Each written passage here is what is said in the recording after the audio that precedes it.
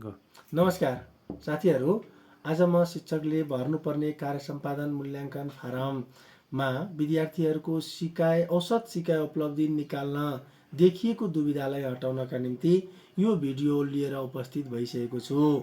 साथै यो समस्यालाई समाधान गर्नका निम्ति कार्य सम्पादन मूल्याङ्कन सहजीकरण पुस्तिका 2082लाई समेत आधार बनाएर यो समस्यालाई सहजीकरण गर्ने प्रयास गरेको छु। साथीहरू, कार्य सम्पादन मूल्याङ्कन फारमको खण्ड क अन्तर्गत 9 नम्बर बुँदामा सम्बन्धित विषयको परीक्षामा विद्यार्थीले प्राप्त गरेको औसत अङ्क निकाल्न म एउटा सजिलो ट्रिक वा टेक्निक वा सूत्र तपाईँहरूलाई बताउन गइरहेको छु। साथीहरू, सर्वप्रथम तपाईँले यो निकाल्दाखेरि जुन क्लासको जुन विषयको तपाईँले गर्नुभएको छ सो विषयको ग्रेड सिट हेर्नुहोला, मार्क लेजर हेर्नुहोला र सो मार्क लेजरमा विद्यार्थीले त्यस कक्षाका विद्यार्थीले त्यस विषयमा प्राप्त गरेको जिपीलाई एड गर्नुहोस्, अर्थात् सम अफ जिपी गर्नुहोस् र टोटल नम्बर अफ स्टुडेन्ट जम्मा विद्यार्थी सङ्ख्याले भाग गर्दा आउने परिणाम नै हामीले यहाँ औसत अङ्कमा भर्न मिल्छ। तसर्थ यहाँ यदि कुनै विद्यार्थीले जिपीमा एनजी ल्याएको छ भने त्यसलाई 1 मानेर तपाईँले जिपीमा एड गर्नुपर्छ र टोटल नम्बर अफ स्टुडेन्ट्सले नै भाग गर्दाखेरि आएको परिणाम हामीले यहाँ औसत अङ्कमा भर्नुपर्ने हुन्छ।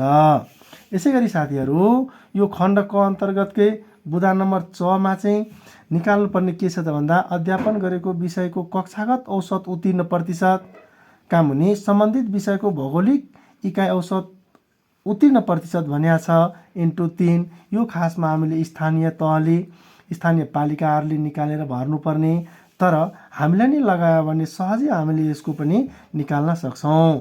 अब यो अलिकति साथीहरूलाई म देखाउन चाहेँ। अध्यापन गरेको विषयको कक्षागत औसत उत्तीर्ण प्रतिशत भनेको तपाईँको कक्षामा जम्मा कति विद्यार्थी पास भए, जम्मा उत्तीर्ण विद्यार्थी सङ्ख्या का मुनि जम्मा विद्यार्थी सङ्ख्या इन्टु 100% गर्दाखेरि हामीलाई यो अध्यापन गरेको विषयको कक्षागत औसत उत्तीर्ण प्रतिशत आउँछ। अब यसका मुनि हामीले यो सम्बन्धित विषयको भौगोलिक इकाइ औसत प्रतिशत कसरी निकाल्ने त साथीहरू? यसमा पनि यो सजिलो छ। यो स्थानीय तहसँग यसको रिजल्ट हुन्छ। स्थानीय तहले उपलब्ध गराइदिएको खण्डमा हामीले यसमा पनि के गर्ने त भन्दा जम्मा उत्तीर्ण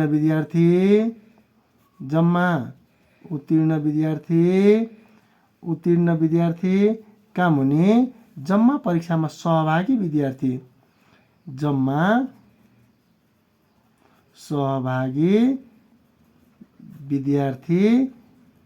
विद्यार्थी इन्टु 100% तपाईँले गर्नुभयो भने 100% गर्नुभयो भने यो हाम्रो सम्बन्धित विषयको भौगोलिक इकाइ औसत उत्तीर्ण प्रतिशत आउनेछ।